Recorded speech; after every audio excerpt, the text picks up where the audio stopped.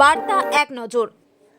রাজ্য ক্রেতা সুরক্ষা দপ্তরের মন্ত্রী তথা দক্ষিণ দিনাজপুর জেলার হরিরামপুর বিধানসভার বিধায়ক এবং দক্ষিণ দিনাজপুর জেলা তৃণমূল কংগ্রেসের নেতা এবং ভূমিপুত্র বিপ্লব মিত্র শনিবার বিকেলে দক্ষিণ দিনাজপুর জেলার হরিরামপুরে আয়ুষ মেলার শুভ উদ্বোধন করলেন। পাশাপাশি একটি চিকিৎসা শিবিরেরও উদ্বোধন করেন। এদিন উদ্বোধনী অনুষ্ঠানে প্রত্যেকের উপস্থিতি ছিল যথেষ্ট লক্ষণীয়। দক্ষিণ দিনাজপুর থেকে জয়দীপ মৈত্রর রিপোর্ট, বার্তা এক নজর।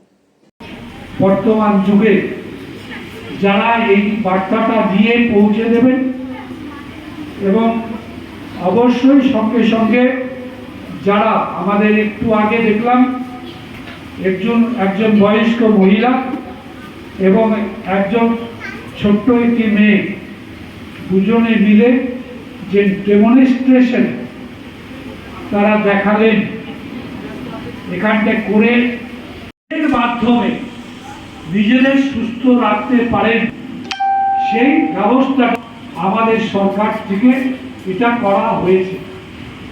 আমাকে নিজের পরিবারের লোকদের চিকিৎসার স্বার্থে আমাকে চেন্নাই অথবা কর্ণাটক বা ব্যাঙ্গালোর অথবা দিল্লি সেই হসপিটালগুলোতে আমি প্রথম এটা দেখেছি যে আমাদের সেই হসপিটালগুলো যেগুলো সবাই নাম জানেন, আপনারা অ্যাপেলো হসপিটালের নাম জানেন,